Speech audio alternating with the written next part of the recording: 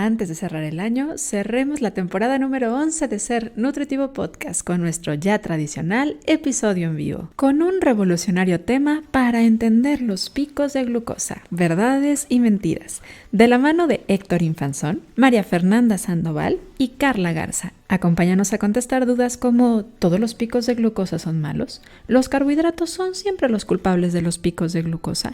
¿Debes evitar a toda costa los picos de glucosa? ¿Controlar los picos de glucosa es solo para diabéticos? ¿Todos los alimentos que causan picos de glucosa son poco saludables? Estas y tus dudas contestaremos juntos en este episodio en vivo de Ser Nutritivo Podcast. Bienvenidos a Ser Nutritivo Podcast, un espacio donde nutriremos tu hambre de aprender, crear, sentir y conectar.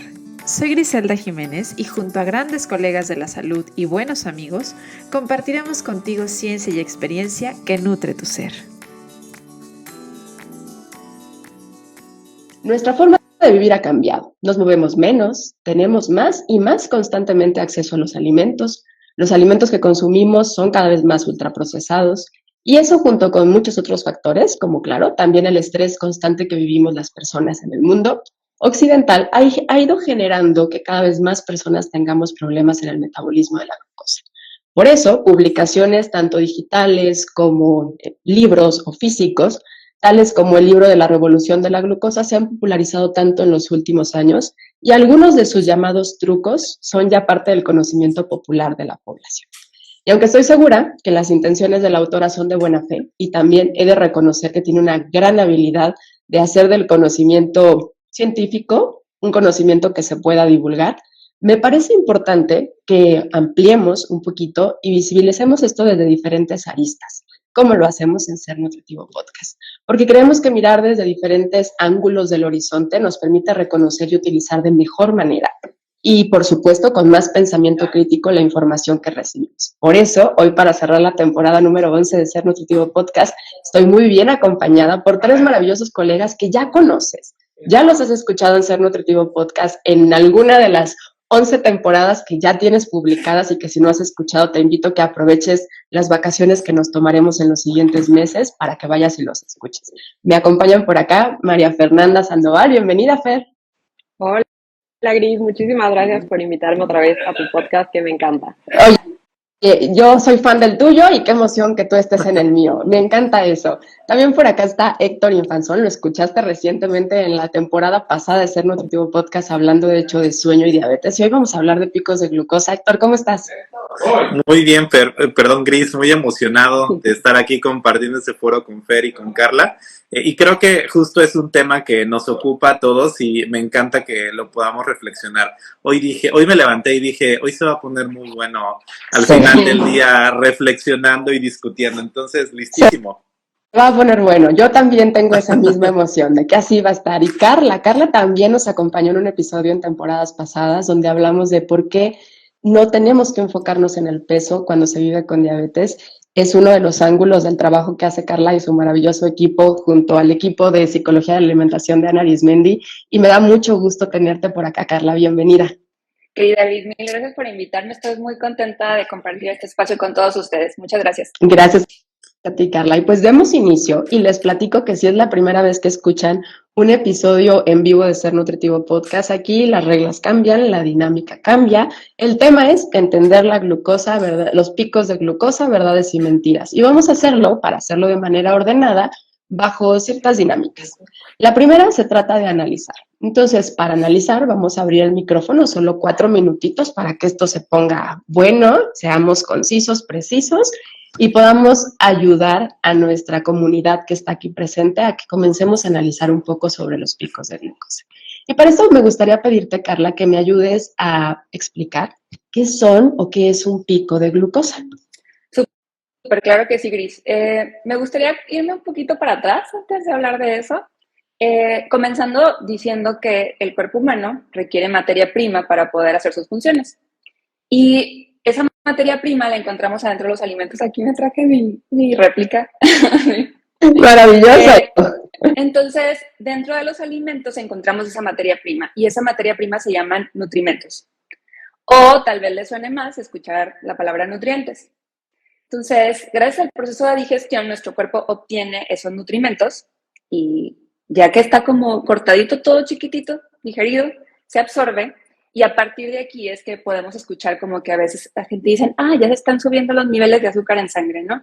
A partir, obviamente, de los alimentos que nosotros consumimos. Entonces, que los niveles de azúcar en sangre se eleven es esperado y normal. Casi todos los alimentos que nosotros consumimos tienen carbohidratos. Los carbohidratos, de hecho, son un nutrimento, es materia prima. Y ahora, ¿qué es un pico de glucosa?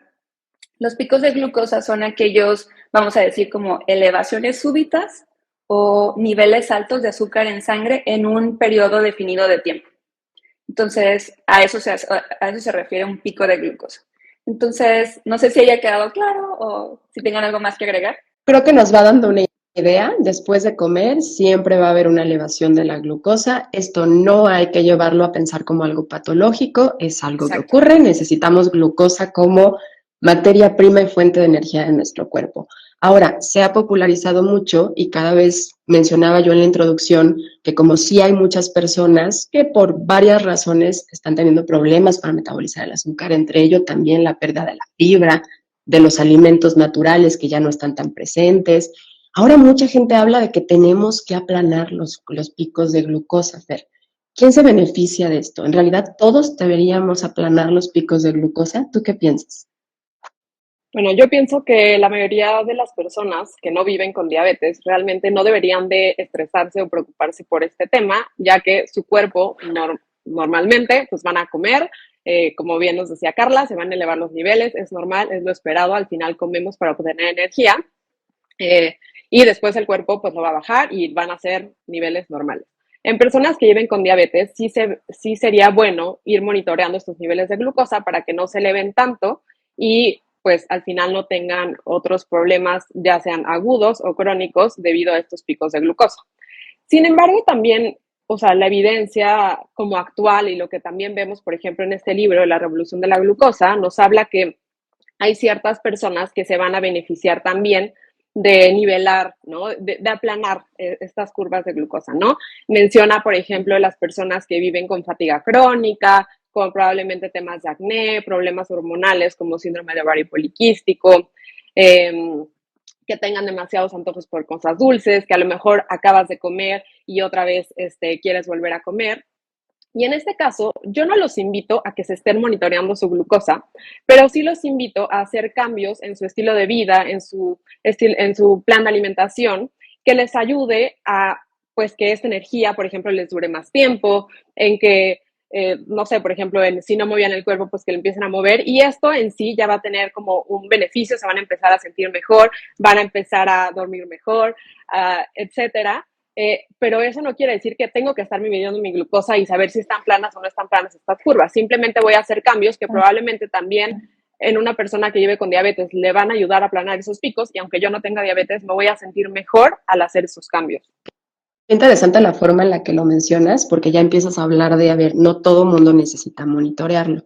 Y es justo un poco la pregunta a la que voy con Héctor, porque a partir de este tipo de información empezaron a ponerse más en tendencia el utilizar el monitor continuo de glucosa, que es una herramienta que es útil y que ha sido útil desde hace mucho tiempo para las personas que viven con diabetes y que la verdad es que creo que ha salvado vidas en el caso de pacientes de diabetes tipo 1 particularmente, pero se empezó a popularizar y empezaron a utilizarlo otras personas, incluso porque la misma autora, y siento yo de verdad que hay una gran diferencia entre las personas que leen el libro y de verdad entendieron las bases y quienes solamente las siguen en las redes sociales o quienes solamente empezaron a aprenderse los famosos trucos porque el fundamento es elemental.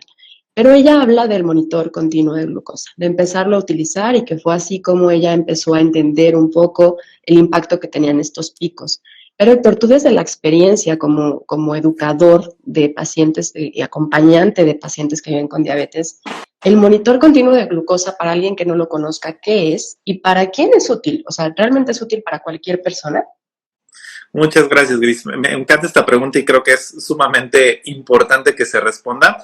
A ver, el monitoreo continuo de glucosa es una herramienta, es una tecnología que se crea para que realmente nosotros podamos tener la película completa, ¿de acuerdo? Se los pongo en este ejemplo. Si nosotros tradicionalmente utilizamos un medidor de glucosa, un glucómetro con el cual nos picamos y estamos teniendo estas mediciones, vamos a tener, digamos, información de diferentes momentos, ¿no? Y entonces es como ver el tráiler de una película, ¿no? Sabes más o menos de qué va a tratar. Con el monitoreo continuo de glucosa, lo que hacemos es que es un dispositivo que una persona se tiene que insertar, que lleva un filamento y que este filamento está en contacto con algo que se conoce como glucosa intersticial, ¿de acuerdo? Que es esta glucosa que está, digamos, como en contacto con las células. Es muy diferente al nivel de glucosa que nos tomamos en los deditos, por ejemplo, ¿de acuerdo? Pero con estos sistemas y con esta tecnología, por eso su nombre se llama monitoreo continuo, te permite ver los niveles de glucosa las 24 horas del día, ¿de acuerdo? Hay diferentes tipos de monitoreo continuo de glucosa. Está el que es el tiempo real, está el que es intermitente o tipo flash y está el que es retrospectivo, ¿de acuerdo? El que se ha popularizado muchísimo porque es el que de alguna manera está más accesible, al menos aquí en México, es el tipo flash o el tipo intermitente. ¿De qué se trata? Yo tengo mi dispositivo, me inserto, hoy tengo el sensor colocado, que seguramente ustedes han visto que alguna persona tiene como una tapita, ¿no? Aquí pegada en el brazo, idealmente. Y al momento que yo escaneo, en mi dispositivo, ya sea en un lector o en mi celular, voy a ver el nivel de glucosa actual y lo más importante, voy a ver tendencias, ¿de acuerdo? Eso es como entender qué es el monitoreo continuo de glucosa. ¿Por qué se ha popularizado? Porque entonces pensémoslo así, ¿no? Te da esta posibilidad, y entre comillas, y ahorita lo vamos a desglosar, que si yo consumo, ejemplo, no sé, una torta de jamón y queso y me como un plato de fruta con yogurt, podré ver entonces inmediatamente cuál es el efecto en mi glucosa después de consumir esos alimentos. Pero entender esto creo que lleva mucha educación y acompañamiento porque no solamente es ver que se elevó el nivel de glucosa, ¿no? Sino entender que hay muchísimos otros factores que van a llevar hacia eso, ¿no? Y creo que el meollo del asunto es que se empezó a popularizar porque, claro, comes un alimento, ves tu nivel de glucosa y es cuando empiezas a ver ese famoso pico, ¿no? De subió mi nivel de glucosa. Y entonces no es así, no hay que quedarnos con esa información. Y terminaría el comentario con que las recomendaciones de la Asociación Americana de Diabetes son bien claras. Y dice que el monitoreo continuo de glucosa no se recomienda para alguien que incluso vive con prediabetes o que tiene glucosa alterada en ayuna o resistencia a la insulina. Solo es para personas que viven con diabetes y específicamente quienes viven con diabetes tipo 1 que tienen un tratamiento intensivo con insulina o incluso quienes viven con diabetes tipo 2 que tienen como, digamos, como una gestión un poquito más compleja de su tratamiento. Ellos se ven beneficiados de utilizarlo, ¿no? Pero creo que la recomendación ahí es clara y con eso terminaría, ¿no? Bien. Y vamos a entrar a una sección que es de reacción y postura. Y aquí vamos a que ya nos explicaron varias cosas, pero ahora van a reaccionar, van a ver ellos lo que piensan respecto a algo que viene justamente de la cuenta de este libro del que estamos hablando, que es de la revolución de la glucosa, y entre esto, pues muchos hashtags donde hablan de esto, ¿sí? De ahí lo sacamos.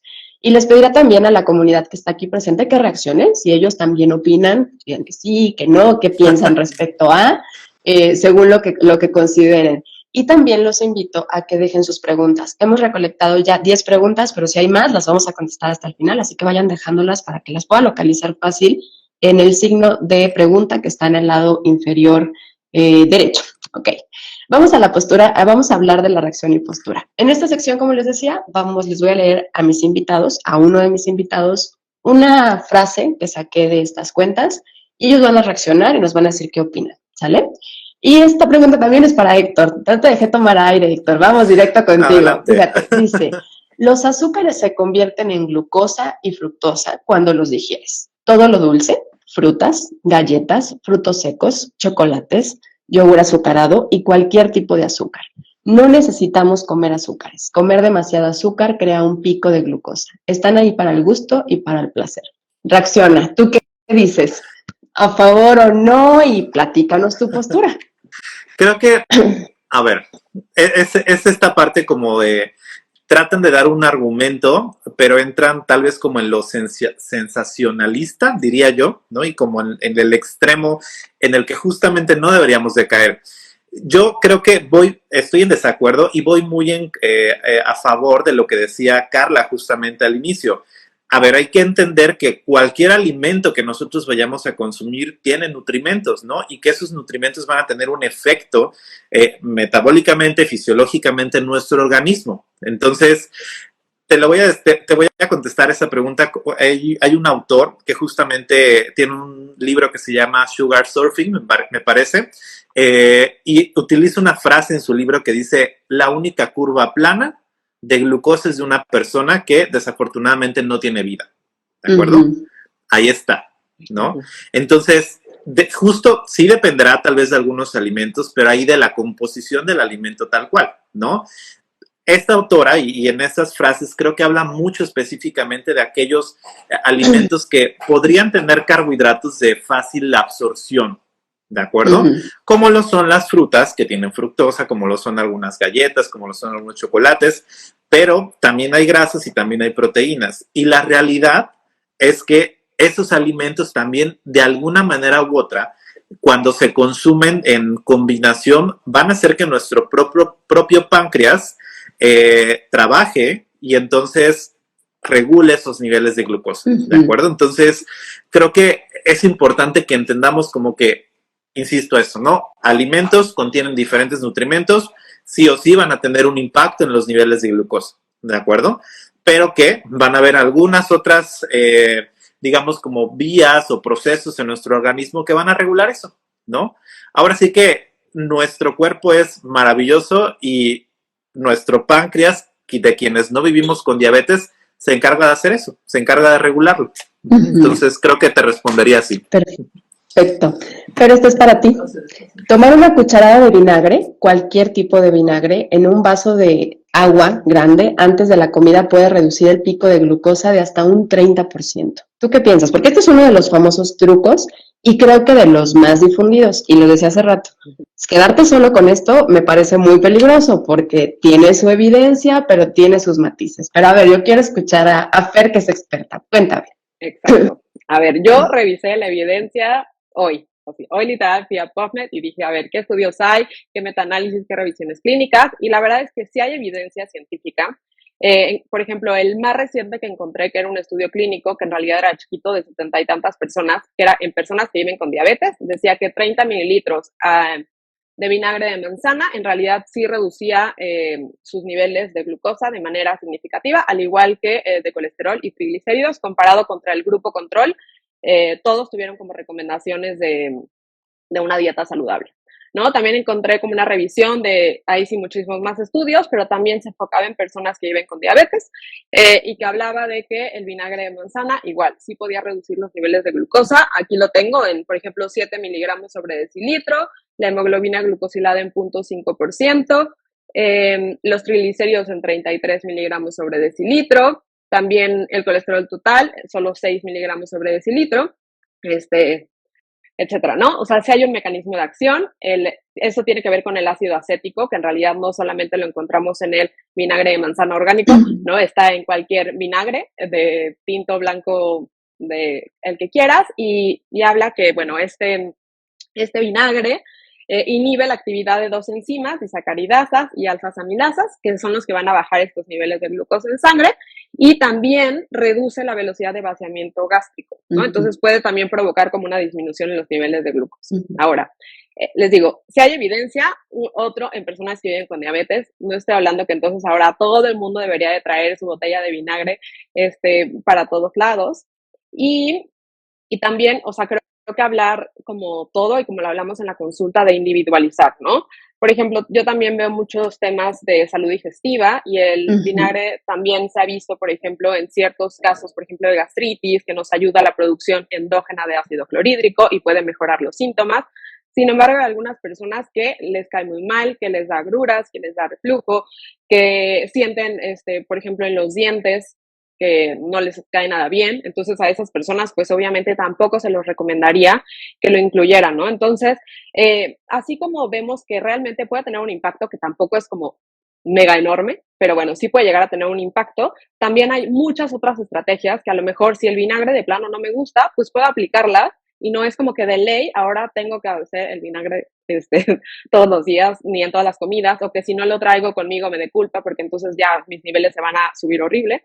Entonces, les digo, sí, ¿no? Y espero que haya quedado un poco claro. Claro, o que sustituya a la parte del acompañamiento nutricional, ¿no? Creo que también de repente este tipo de información es como, pues no importa lo que me vaya a comer, nada más siempre me voy a echar mi agüita con vinagre y puede ser a lo mejor útil cuando vas a tomar una decisión consciente y me quiero comer esta pasta y tal vez quieres evitarlo, podría ser.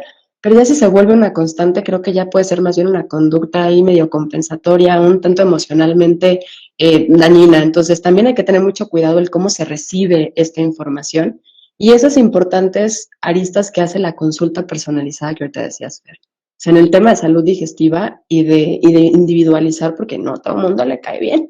Y luego llegan bien incómodos del aparato digestivo. Entonces sí, totalmente de acuerdo contigo, Fer. O de plano les choca, ¿no? Perdón, Gris, pero quería decir eso. A veces lo podemos incluir de forma de una vinagreta, ¿no? Entonces está mucho más rico que a lo mejor tomarte el vaso de agua sola con 30 mililitros de vinagre, que en realidad pues no sabe nada rico.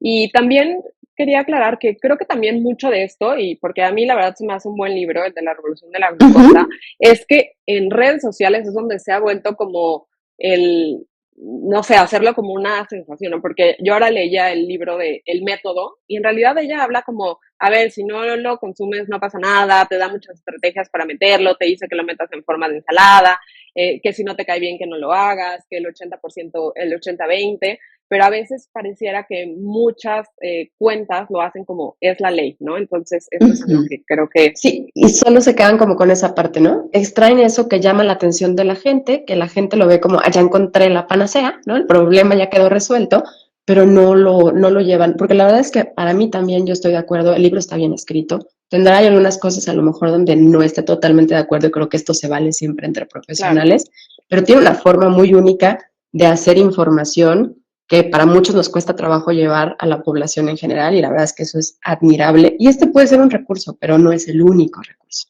¿no? Y creo que podría ser también conducta para algunas personas que no sea muy saludable, la forma desde donde lo hacen. Carla, esto es para ti. ¿Tú qué piensas? Reacciona y me dices tu opinión y postura en torno a este. ¿Quieres algo dulce? Tómalo como postre en lugar de con el estómago vacío. Ok, bueno, no me van a dejar mentir que los nutriólogos siempre recomendamos que en las comidas principales o que en las comidas se procuren combinar alimentos ricos en proteínas, carbohidratos, grasas, ¿no? que estén presentes. Y obviamente combinar esos alimentos ricos en carbohidratos con grasas, proteínas y fibra nos ayudarán como a sentirnos más satisfechos. De hecho, Fer lo decía también en la primera pregunta, ¿no? O sea, hacer ciertas combinaciones pueden ser beneficiosas. Y es cierto que combinar a lo mejor algo dulce, ¿no? En este caso un postre, con otros alimentos, como vamos a decir que si antes te comes un plato que tenga pollo y tenga verduras y tenga grasas, no sé, definitivamente la respuesta glucémica, es decir, que tanto se van a elevar los niveles de azúcar en sangre posterior a esto, tenderán, o podemos decir que es muy probable que sean menores a que si te comes el postre solito. Entonces, ahora, como quisiera también regresar a lo que alguien mencionaba, no recuerdo si era Fer, que también es importante decir que una persona que tiene una buena tolerancia o saludable tolerancia a la glucosa, sus niveles de azúcar en sangre en un periodo apropiado de tiempo se van a normalizar después de comer un alimento como un postre o algo dulce. Entonces, dar esta recomendación y hablarlo como en absolutos, igual esto que dices ahorita, Fer, como también sacándolo de contexto y decir siempre tiene que ser así, cuando usualmente nosotros lo hablamos como en la medida de lo posible, incluso en personas que viven con una condición de salud como diabetes tipo 2, resistencia a la insulina, prediabetes. Siempre las recomendaciones son en la medida de lo posible. Esto te puede beneficiar si haces estas combinaciones, pero no sé, o sea, yo diría que es cierto que la respuesta glucémica va a ser diferente, es cierto que te puede beneficiar, pero también es importante que seamos flexibles y que no siempre se podrá. Entonces, no sé qué opinan ustedes, pero bueno, así lo veo yo. Muy de acuerdo, yo voy de acuerdo, no sé los demás, ¿qué digan? ¿Sí va? Sí. Muy bien, ahora viene un reto. Este es un reto que me gusta ponerle a los nutriólogos porque no somos personas de pocas palabras. Entonces, aquí sí valen las palabras. Aquí sí es cortitos y precisos. Voy a leerles algunas recomendaciones generales que se han popularizado como trucos para controlar los picos de glucosa. Y les voy a pedir que ustedes me expliquen en pocas palabras respecto a ello. Este es para ti, Fer. La fibra primero, la proteína y la grasa después, y los almidones y el azúcar al último. Ya lo mencionaban un poco, pero a ver, en pocas palabras explica si hay un fundamento y cuál es. A ver, en pocas palabras, un poco va relacionado con lo que decía Carla. Claro que va a haber, o sea, es mucho mejor tratar de incluir en cada comida un alimento rico en fibra, un alimento rico en proteína, grasa. Me encanta esta idea de tratar de empezar las comidas con verduras, porque muchas veces es como el grupo de alimentos que dejamos a un lado y que entonces no lo comemos nunca, pero pensar en que podemos como separar los alimentos me parece como cero práctico, ¿no? O sea, en el sentido de, no sé, sí he visto este tipo de recomendaciones como, a ver, tu sándwich de pollo, aguacate y verduras, cómete primero la lechuga, después cómete la grasa, después el pollo y por último el pan. A ver, no tenemos que destruir los alimentos, no tenemos que, si me voy a comer unas enchiladas, igual, ¿no? O sea, comerme primero la lechuga y después sacarle el pollo y después, o sea, en realidad eso no. Ahí lo que importa es que en esa comida principal estoy metiendo todos los grupos de alimentos y eso va a ayudar a mi salud en general, pero no quiero que deshagan, por favor, los platillos y que se los coman por partes. Va en contra también de esta parte culinaria y del placer, ¿no? O sea, al ver un plato que es agradable, que tiene aparte una expresión cultural, pues te hace sentir más cosas, no nada más es lo que te comes en el momento en la cuestión nutricional, sino también toda una cuestión sensorial que justo se destruye. Y ahí va esta que es para Carla, y de hecho viene de ahí, porque justamente ese ejemplo del sanguchito, de hecho viene en el libro, pero no viene como una indicación de que lo tienes que hacer. A mí sí me llama la atención cómo se replica la información de manera a veces muy errónea. Ya pone un ejemplo y dice, no es lo mismo que lo comas junto a que lo comas separado, pero no quiere decir que así lo tengas que hacer. Y entonces, me gustaría que en pocas palabras tú nos digas, Carla, ¿tú qué piensas? Viene así, destruye, y así viene, destruye el sándwich y cómete primero el pan, que es el almidón, al final para disminuir el pico de glucosa, que crea y olvídate del aletargo de las 3 a las 3 de la tarde, que te llega cuando los niveles de glucosa crean un pico. Bueno, pues, o sea, yo diría primero que es cierto que se ha visto que definitivamente el orden sí puede afectar igual lo que les decía, la respuesta glucémica. O sea, vamos a decir que si hacemos el cáliz de construir el sándwich y comernos primero el pollo, el jamón, lo que sea, y checamos nuestros niveles de azúcar en sangre, o la persona checa su nivel de azúcar en sangre, definitivamente es probable que haya una diferencia a que si primero se comiera el pan. Ahora, de acuerdo con lo que dice Fer, o sea, de construir el taco, de construir la hamburguesa y el sándwich, está dejando un componente importante que decías tú, Gris, que es el placer. O sea, es poco práctico además. A mí me parece un poco como sin sentido. Y aparte también que yo considero que es importante mantener la alimentación lo más sencillo posible. O sea, cuando empiezan a haber este tipo de imposiciones y reglas, que igual, yo sé que tú lo decías, Gris, de que a ver, se saca de cosas. La gente lo saca en redes sociales y lo impone como así debe de ser, ¿no? A ver, acá era mi punto. O sea, sí, o sea, que cuando empiezan a ver como que estas reglas innecesarias, se genera mucho estrés. La verdad es que también yo he visto que se genera mucha hipervigilancia, sobre todo con personas que a lo mejor tienen ciertos rasgos de temperamento, ¿no? Como el perfeccionismo. O sea, a veces es como que esta recomendación la tengo que llevar al pie de la letra y no me salgo de ahí. Y bueno, obviamente sí merma mucho, socava, en mi experiencia, desde mi perspectiva, la relación con la comida de mucha gente. Entonces, ahora, por otra parte, es cierto que es importante también notar el tema de congruencia cuerpo-alimentos. Van a haber combinaciones o cantidades que probablemente a lo mejor sí nos hagan sentir, o sea, un poco aletargados, ¿no? A lo mejor lo que se conoce como mal del puerco, o a lo mejor tal vez que alguien tenga una hipoglucemia reactiva, eso lo tendría que ya investigar, ¿no? La persona. Pero no sé, hablar así como en absolutos y decir así como, esto es lo que tiene que hacer la gente de aquí en adelante, pues obviamente no. Definitivo. Y esto es para ti, Héctor. Si tienes que picar, pica salado. Creo que volvemos a lo mismo, ¿no? O sea, no hay que caer en estas reglas que no son para todos. ¿no? Y me voy, creo que desde lo que mencionaba Fer, o sea, a ver, creo que hay diferentes estrategias y creo que lo padre de la consulta y lo padre es que podamos nosotros visualizar como todo el abanico de posibilidades que tenemos, ¿no? Y que esas posibilidades nosotros la platiquemos con el consultante. Ajá.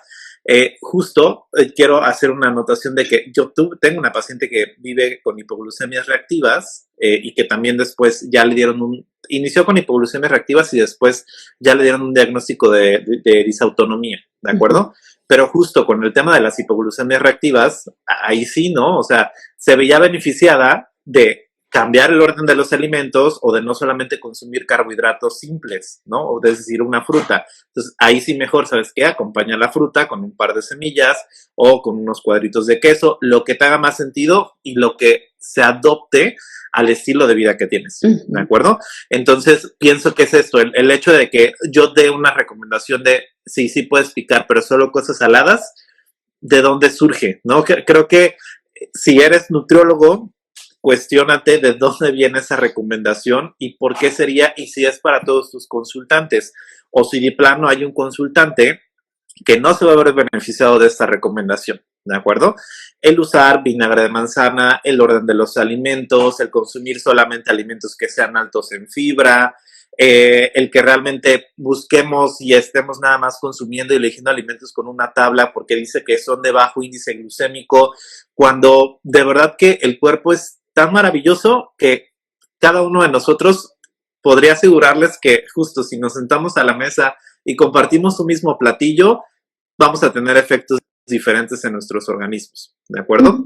Creo que por ahí va el mensaje, ¿no? Y la respuesta. Me encanta que los tres han hablado un poco de esa parte como del estrés y del cuidado también emocional, porque nos gusta pensar que nos tenemos que nutrir también física, mental y espiritualmente. Y creo que muchas veces estas reglas que, como lo menciona Carla, parecen como en lo absoluto, es o no es, blanco y negro, no hay más, dejan afuera a muchas personas, incluso necesidades también que tenemos como la parte emocional. Tal vez habrá un momento en el que lo que quieres comerte efectivamente sea ese alimento porque te lo regalaron y es un momento especial. Y totalmente. Cuando esto suena como en absoluto, entra el miedo. Y es a donde nos estamos llevando ahorita con información así, que repito, creo que quienes lean el libro van a entender mucho más que si solamente se quedan con la... Y no me pagaron para que lean el libro, pero sí hay una gran diferencia entre los que solo leen las publicaciones de las redes sociales y quienes sí intentan comprender la información que viene ahí, que es más valiosa. Y este espacio sí es para reflexionar. Aquí sí les dejo que hablen las muchas palabras que tengan ahí acumuladas. Y fíjense que son algunos párrafos que justamente tomamos del libro. Esta parte para reflexionar sobre este párrafo es para ti, Carla. Dice, cuanto más planas sean nuestras curvas de glucosa, mejor. Con unas curvas de glucosa más planas, reducimos la cantidad de insulina. Ok. Hace poquito estaba escuchando en un podcast, o no me acuerdo en dónde fue, pero si me acuerdo luego te paso el dato, Gris. Pero era muy similar a lo que decía Héctor, ¿no? Decía, de mantener planas las curvas, pues, a lo mejor como representaría una existencia muy miserable, o sea, de tener esta expectativa, ¿no? De que tiene que estar así, como que plana la curva, ¿no? Y bueno, quisiera como explicar un poquito para las personas que no saben la diferencia entre glucosa e insulina. Entonces, aquí tengo mi material, y lo voy a enseñar. Entonces, la insulina es la llavecita, usualmente así lo usamos de ejemplo, que nos ayuda a que la glucosa, el azúcar en sangre, pueda entrar a las células y se convierta en energía. ¿Okay? Entonces, hay que diferenciar en eso, ¿no? Son diferentes. Pero sí, habíamos dicho que es normal y esperado que los niveles de azúcar en sangre suban después de comer y por ende que los niveles de insulina se eleven. Es necesario y es esperado también. Entonces, partiendo de esto, quiero decir que vamos a diferenciar también en personas que viven con diabetes, con alguna condición así como prediabetes, resistencia a la insulina, y personas normoglucémicas o que no tienen un tema, ¿no? Que tienen una tolerancia saludable a la glucosa. Bueno, obviamente, les había comentado antes que si los niveles de azúcar en sangre suben, porque también, por ejemplo, si comemos muchos carbohidratos en una comida o alimentos ricos en carbohidratos, definitivamente pueden subir mucho los niveles de azúcar en sangre y por ende de insulina. Pero la persona que no vive con diabetes va a tener una respuesta eficaz y los niveles de azúcar en sangre se van a disminuir. Entonces, vamos a decir que en realidad no habrá problema por eso. No, obviamente, cuando estamos hablando del manejo de una condición de salud, sí es importante decir que vamos a buscar estrategias o pautas que permitan que la persona pueda manejar estos niveles. Ya lo habíamos dicho esto antes, solamente como lo quiero reafirmar. Pero tampoco es que las personas que viven en condición tengan que estar así como debe estar súper plano. De hecho, eso también genera una expectativa, y lo que yo he observado es que si bien a lo mejor antes era la báscula, para mucha gente luego se vuelve el monitoreo continuo de glucosa, o sea, como él tiene que estar abajo de este número. Y algo que decía, lo que me parece bastante importante recalcar, es que, porque usualmente no se hace acompañado de un profesional de la salud, es que muchas personas caen en eso, ¿no? Que a veces no están lo suficientemente educadas o informadas al respecto. Pero bueno, no sé si contesté o la pregunta, sí, Gris. que no necesariamente es como frenarlo, ¿no? O sea, de hecho incluso puede ser muy peligroso. El cuerpo tiene su propio mecanismo, y aunque entendemos que hoy en día hay muchas personas con temas de hiperinsulinemia, resistencia a la insulina, no es nada más estarlo aplanando. De hecho, a mí me gusta pensar que es como cuando ves un electro. Si tú lo ves plano, ya no hay vida, ¿no? Tú tienes que ver esas curvitas. Eso significa justamente que estás vivo. También esto pasa con la parte de la glucosa. Sí es verdad que tal vez estamos haciendo unos mega montañas rusas y que eso sí nos llegan a afectar, pero no hay que obsesionarnos con que más plana es mejor. Y totalmente muy de acuerdo con que ahora se ha vuelto para muchas personas muy obsesivo y vigilante. Ahora, en lugar de la báscula, los laboratoriales, los estudios de laboratorio, y también si tienes acceso al monitor continuo de glucosa, ese parte también como vigilancia. Héctor, esto es para ti. Añadir más insulina ayuda a los pacientes con diabetes tipo 2 a corto plazo, haciendo que les bajen los niveles después de comer, pero a largo plazo agrava el problema. Quise dejarte esta a ti, la saqué, viene ahí en la página 105 del libro, que aquí vienen las referencias, de ahí la saqué porque si alguien quiere revisarlo, y me gustaría que nos ayudes a explicar un poco si tú, ¿qué piensas respecto a esto? Claro, creo que hay que tener mucho cuidado en cómo interpretamos este párrafo, ¿no? Porque entonces se entendería, la insulina te ayuda en un inicio, pero ya después vas a necesitar más y más, ¿no? Y entonces creo que de aquí podríamos empezar a platicar que por eso pueden surgir como muchos mitos al respecto, ¿no? Así como lo explicó Carla, a ver, la insulina en nuestro organismo funciona de dos maneras, ¿de acuerdo? Todo el día nosotros, nuestro páncreas está secretando la insulina, ¿de acuerdo? Es una secreción basal, ¿ajá? Y que nos sirve para absolutamente, para que si yo ahorita quiero hacer un poquito de ejercicio, o si yo voy corriendo a la tienda, etcétera, para eso funciona, ¿no? La secreción basal de insulina, para que pueda yo tener esta energía rápida, ¿no? Esta glucosa. Y existe una secreción que se llama secreción pulsátil, que es justamente la que hace que cuando yo consuma alimentos y este pico se genere, entonces esta insulina o esa secreción pulsátil regule ese pico, ¿de acuerdo? Y entonces veamos estos picos cuando comemos normalmente, ¿de acuerdo?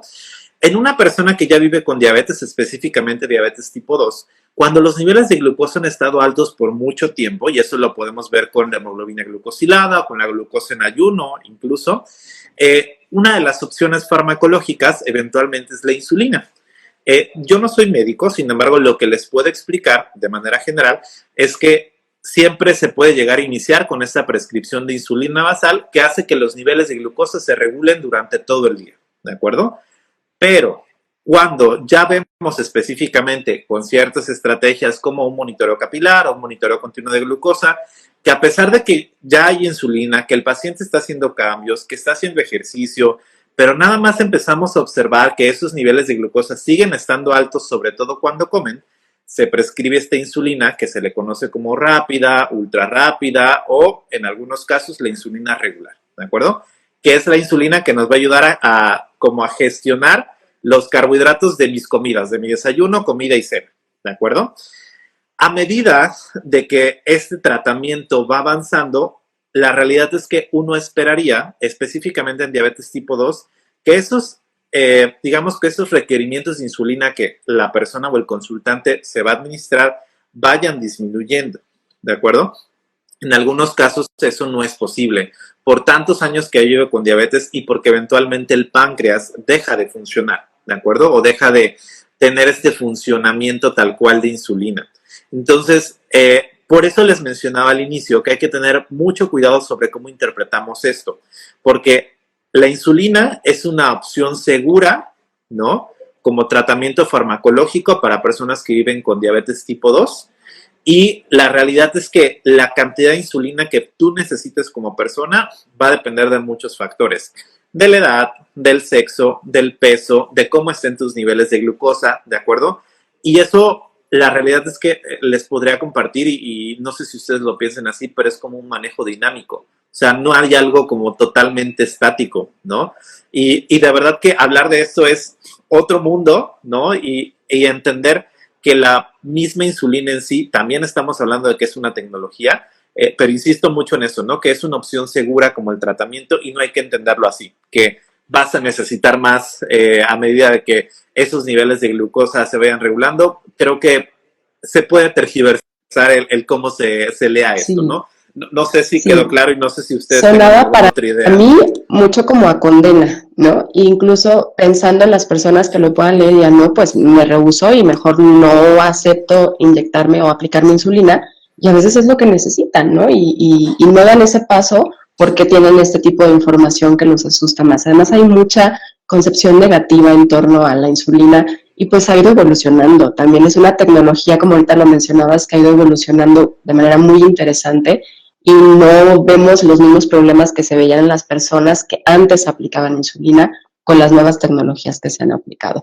Me parece súper necesario. Y pasa lo mismo y nada más te complemento muy rápido. O sea, creo que si eso no hay una educación atrás, vuelvo a lo mismo, ¿no? Y aquí sí tengo como mucho conflicto de interés con el tema de la educación, porque es como si yo nada más leo el libro, yo utilizo un monitor, yo leo esto, pero si no me educo al respecto, más allá de solo informarme, no va a generar ningún cambio, ¿no? Y más allá de ayudar, podría ser incluso hasta de riesgo, ¿no? Sí, sí. Y por eso la información, toda la divulgación, incluso este podcast que vas a escuchar, este en vivo que estás viendo, no sustituye, pero para nada al que tú recibas el acompañamiento de un profesional de la salud. Para nada. Es muy diferente la divulgación al acompañamiento, totalmente distinto. Y Fer, tomo aire porque el párrafo está grande, así que vas a tener mucha tarea que reflexionar. Fíjate de este enorme párrafo, dice, la Asociación Americana de Diabetes afirma que nuestros niveles de glucosa no deberían rebasar de 140 miligramos por decilitro después de comer. Pero repito que esto es lo normal, no lo óptimo. Los estudios en personas que no sufren diabetes nos dan información más precisa. Deberíamos tratar de evitar que nuestros niveles de glucosa aumenten más de 30 miligramos por decilitro después de comer. ¿Tú qué opinas? Creo que estamos volviendo un poco a lo del principio. O sea, yo de verdad que ninguna persona que llega a mi consulta que no tiene diabetes, le recomiendo hacerse curvas de glucosa o comprarse un glucómetro o medirse los niveles. Entonces, creo que es algo que ni siquiera, entonces sé en realidad cuánto me está subiendo cada una de las comidas, ¿no? O sea, yo en lo que más me enfocaría y le diría a las personas es que más bien vean cómo se están sintiendo, por ejemplo, después de una comida o incluso cuáles son los hábitos que están teniendo, ¿no?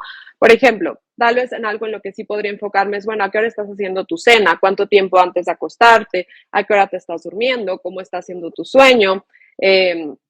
Hay gente que, por ejemplo, tiene el hábito de comer y luego dormir una siesta, cuando a lo mejor y sería más recomendable que tal vez hiciera una pequeña caminata de 10 minutos después de comer, ¿no? Entonces, realmente yo ahí sí me apegaría como a lo que dice la ADA, ¿no? O sea, en personas que viven con diabetes, los niveles de glucosa que se recomienda después. Yo en general no he encontrado que haya evidencia suficiente para decir en personas sanas no tiene que subir más de 30 miligramos sobre decilitro. Yo creo que simplemente es algo en lo cual no debemos de obsesionarnos, no debemos de buscarlo y más bien pues debemos de preguntarnos eso, ¿no? Cómo me siento, cómo está mi piel, cómo está mi cabello, cómo está mi digestión, y algo en lo que tal vez algunas personas sí se podrían beneficiar si nunca se han hecho estudios, por ejemplo, es ver cómo están sus niveles de insulina, ¿no? O sea, tal vez la glucosa en ayunas en la mayoría de las personas tal vez va a salir normal, pero a ver cómo está mi nivel de insulina. Si ya empiezo a ver que se está más elevado de lo óptimo, pues tal vez pues tengo que hacer ciertos cambios en el estilo de vida. Tal vez en alguna persona sea que está muy estresada, o tal vez, no sé, probablemente hasta yo, que llevo 10 meses mal durmiendo con una bebé que antes tenía niveles perfectos, probablemente ahorita yo esté teniendo cierta resistencia a la insulina porque no duermo, ¿no? Entonces, también entender que ciertas, por ejemplo, incluso etapas de la vida, ¿no? Por ejemplo, el embarazo, la adolescencia, van a tener cierta resistencia a la insulina también fisiológica normal y que no en sí no es una patología, ¿no? Entonces, todo obviamente es como depende, y sé que a muchos no les gusta seguir a nutriólogos en redes sociales porque al final todo acabamos diciendo depende, y es que sí, no podemos generalizar recomendaciones, pero espero con esto dejarles claro que no se tienen que estar midiendo ni obsesionando con sus niveles de glucosa si no tienen diabetes. Y Y tampoco se fíjate que obsesionen si tienen creo que diabetes. es justo también por esto que luego este tipo de información llama tanto la atención en las redes sociales. Si tú sigues a nutriólogos que realmente intentan personalizar y no solamente llamar la atención y tener cierto número de seguidores, te darás cuenta que intentamos como pulir mucho, incluso a veces como justificar y poner como más detalles, porque es muy complicado generalizar. Y luego estas reglas se pueden volver más reglas externas que afectan más de lo que pueden beneficiar. A mí me brincó mucho, la verdad es que me brincó, porque yo también nunca he visto que existan realmente estos criterios para hablar de una persona sana. Y que además hay muchos alimentos, incluso situaciones, en donde sí podrías ver que suba más de 30 miligramos por decilitro después de que comas. Y esto no necesariamente significa que está mal. Entonces creo que sí hay que tener precaución. Tal vez quiero pensar, que era más como para explicar la metodología que ella iba a utilizar como criterios para poder explicar en su libro, y no tanto como una regla que todo el mundo debería de considerar a seguir. Y tenemos en Ser Nutritivo Podcast una filosofía que ustedes conocen y que sé que aparte va mucho con la filosofía del trabajo que ustedes realizan con sus pacientes, que es que hay que nutrir al ser completo, de ahí Ser Nutritivo Podcast. Y me gustaría pedirles que si me ayudan a reflexionar un poco y a dar como una recomendación integrativa, como para ir cerrando en diferentes aspectos, en lo físico, en lo mental o espiritual. Y a ti, Héctor, te toca hablar de lo físico. ¿Cómo cerrarías con esta información que hoy la gente está recibiendo para que pueda nutrirse físicamente? ¿Con qué se quedaría? Muchas gracias, Gris. Yo creo que lo físico es importante reconocer que nuestro organismo tiene las medidas exactas y los procesos adecuados, ¿no? Para poder hacer, yo siempre digo que el cuerpo humano está diseñado de manera perfecta, ¿no? O sea, para poder hacer todos estos pasos que nos hace justamente que a partir de que nosotros disfrutamos un alimento, un platillo, un producto, el cuerpo humano obtenga lo que necesita a partir de ello. ¿De acuerdo? Y creo que en lo físico no debemos de perder de vista esto, ¿no? Que estamos disfrutando, que estamos, si se puede, compartir los alimentos, y que realmente a partir de eso, pues qué maravilloso que puedas tú mantener un estado de salud físico adecuado, ¿de acuerdo? Entonces, creo que eso, más allá como de obsesionarnos con números, yo creo que no somos números y un número no nos define, ¿no? Vivamos o no vivamos con una condición. Y creo que es eso, ¿no? Creo que para cuidar esta parte física de nuestra humanidad, creo que es importante que empecemos a visualizar estas situaciones. De hecho, me encanta con lo que cierras, porque creo que cuando más conocemos al cuerpo y entendemos lo que somos, nos damos cuenta de lo impresionante que es y más confianza tenemos en él en lugar de desconfianza. Creo que la información que se informa nos lleva a tener miedo, nos lleva a tener desconocimiento, nos aleja de nuestro cuerpo, y la que sí de verdad nos conecta genera algo totalmente distinto. Y para ti, Fer, en lo mental, ¿cómo te gustaría cerrar este tema? La parte mental creo que me gustaría cerrarlo diciendo que es muy importante darnos como un ratito, ya sea al inicio, al final del día, a la mitad, para escucharnos, para ver cómo estamos en la parte mental, para saber si, por ejemplo, estoy muy estresada, entonces también ayudar a regular el estrés, o también para saber si ya me estoy obsesionando con eso, ir con un profesional que me pueda guiar y tranquilizar de que estoy tomando una decisión correcta, ¿no? Entonces, iría en estas dos situaciones, ¿no? Por un lado, si detecto el estrés, que sabemos que el estrés sí me puede generar resistencia a la insulina, después diabetes, digo, hablando de picos de glucosa, a lo mejor podemos tener terapia, caminatas en la naturaleza, meditación, journaling, lo que a ustedes les funcione. Y por el otro lado, también si en estas partes de meditación me doy cuenta que algo me está obsesionando, ir con el nutriólogo, con el médico y ver si estoy bien, si no estoy bien o cómo puedo estar mejor. Sin obsesión, sí. ¿Y en lo espiritual, Carla? Siento que es un área que a veces se deja como un poco de lado, o al menos en mi propia experiencia y en personas que acompañan, pero sabemos que cuidar el bienestar espiritual es igual de relevante que el bienestar físico y mental. Conectar con algo que es más grande que nosotros, ¿no? Y las prácticas que nos permiten esto, también de alguna manera nos permite mejorar otros aspectos de nuestra vida. Siento yo que también nos permite como tomar decisiones en cuanto a nuestro autocuidado que se alinean más a lo que es importante para nosotras. Entonces, prácticas, por ejemplo, como lo que decía Fer, de meditar, oración, yoga, hacer respiraciones. Entonces, cada persona puede ir encontrando, porque también es que espiritualidad no es igual a religiosidad. O sea, cada persona puede ir definiendo en esta parte cómo puede cultivarla. Pero yo siento que es bastante, no siento, sé que es bastante relevante y que también nos permite tomar decisiones y cuidado alineado a lo relevante para nosotros. Sí, y me gustaría agregar aquí que también en esta parte de los picos de glucosa, si no te está dando paz, si te estás obsesionando, esto ya no es sano ni mentalmente ni espiritualmente, y más allá de ser sano para tu cuerpo, para la parte física, va a terminar contribuyendo a que también se enferme. Entonces, entenderlo es interesante, claro, pero debemos entenderlo desde una manera más curiosos y no tan llenos de reglas externas, y profundizando un poquito más. Yo creo que eso es lo que nos ayuda. Tenemos un par de preguntas. Díganme, nos quedan 4 minutitos. Nos aventamos 4, una por minuto. ¿Les parece? ¿Sí? Va. Para no tomarles más tiempo de su noche, vamos a intentarlo. Este viene de, ¿qué tan precisos son los monitores continuos de glucosa? ¿Quién quiere contestar? Si quieren la contesto yo. La realidad es que son bastante precisos, pero tenemos que tomar en cuenta algo. Los monitores continuos de glucosa miden glucosa intersticial, no miden glucosa capilar, por lo cual, si tú comparas la medición de glucosa con un glucómetro versus la de tu monitoreo continuo de glucosa, va a haber diferencias, eso siempre, ¿de acuerdo? E insistir mucho en que hay diferentes tipos de monitoreo continuo de glucosa, en tiempo real, flash o intermitente o retrospectivos. Hay de diferentes marcas y la realidad es que al menos los que hay en México, que son 2 marcas particulares, suelen ser bastante precisos y, insisto mucho, requiere como mucho acompañamiento porque hay que entender cómo empiezan a funcionar y después cómo mantienes ese uso óptimo de los monitoreos continuos de glucosa, ¿no? Entonces, son una herramienta muy útil para personas que viven con diabetes y que tienen ciertas características, ¿no?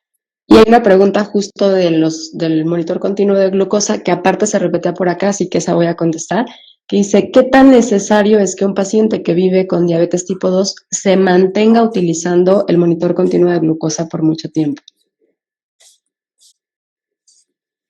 ¿Quién? Sí, dale, Carla, dale. Sí. Pues es que es importante decir que no todas las personas que viven con diabetes tipo 2 requieren un monitor continuo de glucosa. O sea, es en casos específicos, a lo mejor cuando hay mucha variabilidad glucémica, o que tiene un trabajo de riesgo, o sea, es importante que se justifique y se prescriba.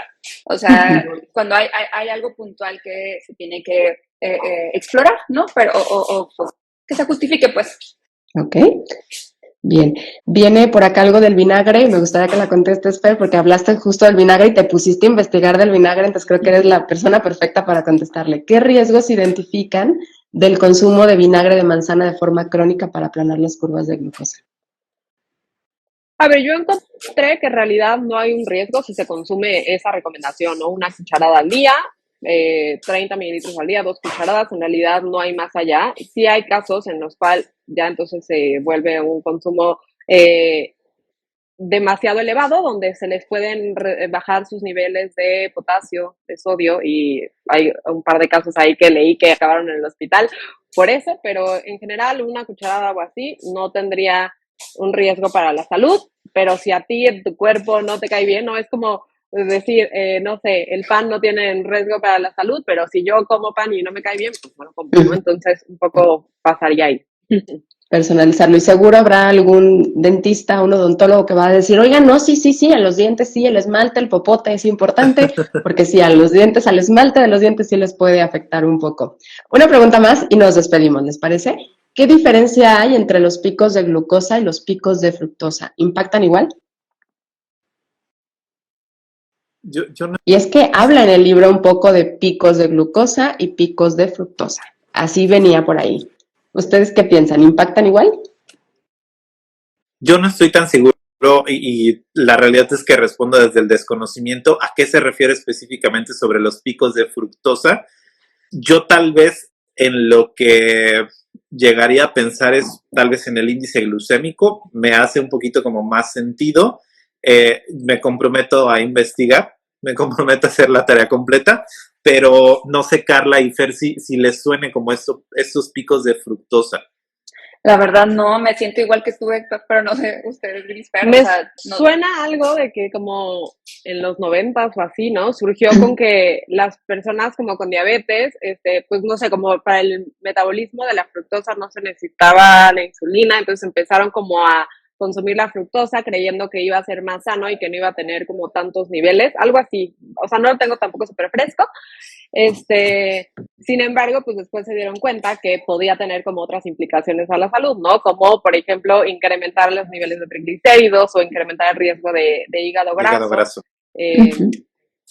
Sí, creo que viene también un poco desde este punto justo de la obsesión de monitorear, que no va a impactar de manera tan rápida, a lo mejor no vas a ver ese pico así subiendo tan rápido y tal vez ni siquiera lo detectes, pero eso no quiere decir que no está habiendo una elevación o que va a tomar una ruta alterna, como es el caso de los triglicéridos y la acumulación de grasa a nivel abdominal o visceral, que bueno, también da para hablar de otro tema muy importante que efectivamente sí va en aumento, que es el hígado graso no alcohólico, que hay en altas cantidades, porque empezaron a utilizar este tipo de edulcorantes alternos, algunos combinados, como fructosa con, en su debido momento, sucralosa, y bueno, ahora ya hay de todo combinado, y también lo utilizan mucho en los refrescos o en las bebidas industrializadas, y que bien no generan este pico de glucosa que puedas observar en un sensor, pero que no quiere decir que no esté presente, hay alguna alteración. Me parece que por ahí va la pregunta.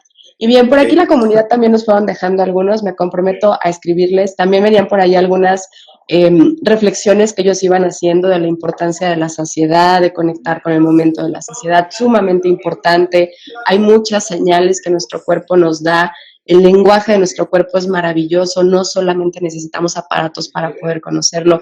Hoy tenemos medidas mucho más precisas, herramientas laboratoriales que nos sirven, pero no hay que obsesionarnos con ello. Nuestro cuerpo nos habla, los signos, síntomas, nuestra forma de sentirnos, nuestra forma de estar son parte importante de lo que podemos escuchar y saber si estamos bien o estamos mal, o necesitamos apoyo para poder tener más recursos para abordarnos. Me encantó ver los que estaban reflexionando por ahí. Creo que es un tema que justo tenía esa intención, llevarnos a reflexionar lo que hoy estamos recibiendo de información que para mí, como lo mencionaba, y estoy muy de acuerdo con lo que decía Fer, es un buen libro, tiene una buena intención, creo que tiene muchos fundamentos detrás, creo que ha logrado muchas cosas importantes en cuestión de concientizar y llevar estrategias sencillas que la gente puede replicar, pero sin obsesiones. Nunca está de más meter más vegetales a tu plato. Efectivamente, nos podemos beneficiar de consumir más fibra, de movernos después de comer. Realmente muchas de las recomendaciones son autocuidado. Son cosas que sabemos que hoy nos las plantean desde una forma atractiva, que a muchas personas le están llamando la atención y creo que eso es algo que hay que reconocer, pero sin obsesión. No necesitamos una curva plana, o sea, ya no sería curva y ya no sería vida. Me encantó la frase que de hecho tomaba Héctor. Algo con lo que quieran despedirse, chicos.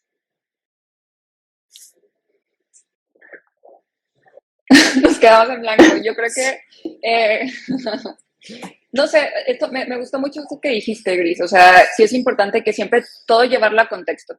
O sea, hacer este tipo de aseveraciones me parecen muy osadas y sobre todo cómo se manejan en redes sociales. Así que siempre todo, y lo decía Fer, no siempre respondemos el depende, pero también es bien importante siempre llevarlo todo a contexto, ¿no?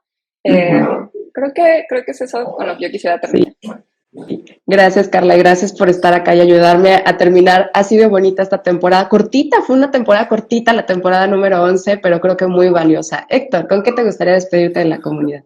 Yo creo que les comparto 3 palabras que me surgen con todo esto y que sería cuestionar, hay que indagar y hay que educarnos, ¿de acuerdo? Con respecto a este y con respecto a muchos otros temas, creo que el que sean partes de estas comunidades, el que ustedes realmente busquen estas respuestas para realmente tener un mejor autocuidado y tener un bienestar es válido, ¿no?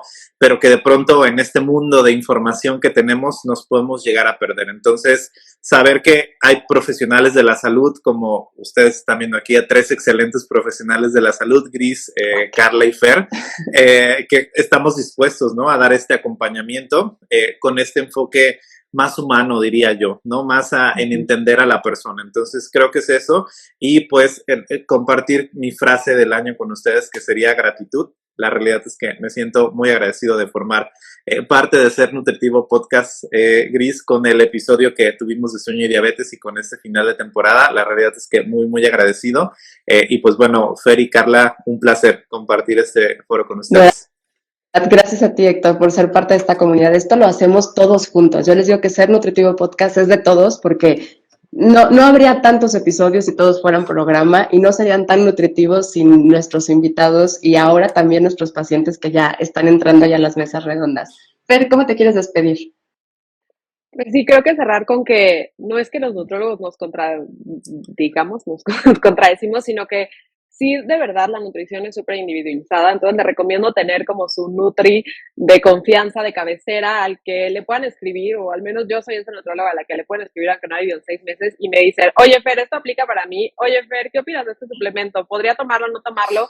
Hay veces que les digo, ¿sabes qué? Venta consulta, platicamos y vemos, o hay veces que les puedo contestar en ese momento de sí o no, para ti sí, para ti no, entonces, pues creo que pues eso, recomendarles tener a su nutri de cabecera y agradecerles pues a Gris principalmente por la invitación. Hace muchísimo que no estaba en un live, creo que el último fue contigo hace muchos meses o años. Como 2 años, 3 años. Sí. Pues qué gusto volver a estar acá contigo, Fer. Muchas gracias. Mi admiración para los 3. Mi cariño de verdad para los 3, gracias por ayudarme, por hacer y traer este tema por acá y ayudarme a hacerlo así de nutritivo. Y a nuestra comunidad que estuvo por acá, gracias por conectarse en el en vivo. Nos escucharemos pronto, por ahí en el 2024, por ahí entre marzo, abril, probablemente en abril, así que nos tomaremos un pequeño descanso porque vamos a organizar cosas así de bonitas como las que nos gusta hacer para ustedes, nuestra comunidad. Por lo pronto, no se pierdan los episodios que ya tienen por ahí, tienen más de 170 episodios para escuchar, repásenlos, escúchenlos, no olviden visitar los episodios donde nos acompañaron Fer, Carla y Héctor, que la verdad son de gran valor. Les deseo de todo corazón un bonito fin de año, bonitas festividades navideñas, mucha salud, que gocen de buena salud, creo que eso es algo muy importante, y de los que no gocen de buena salud, que gocen de mucha paz en su corazón, que creo que también eso es muy valioso. Les mando un abrazo, un beso y muchas gracias a nuestra comunidad que estuvo por acá y a ustedes por ser parte. Descansen, buenas noches. Abrazos, felices fiestas. Igualmente, adiós. Bye. Bye.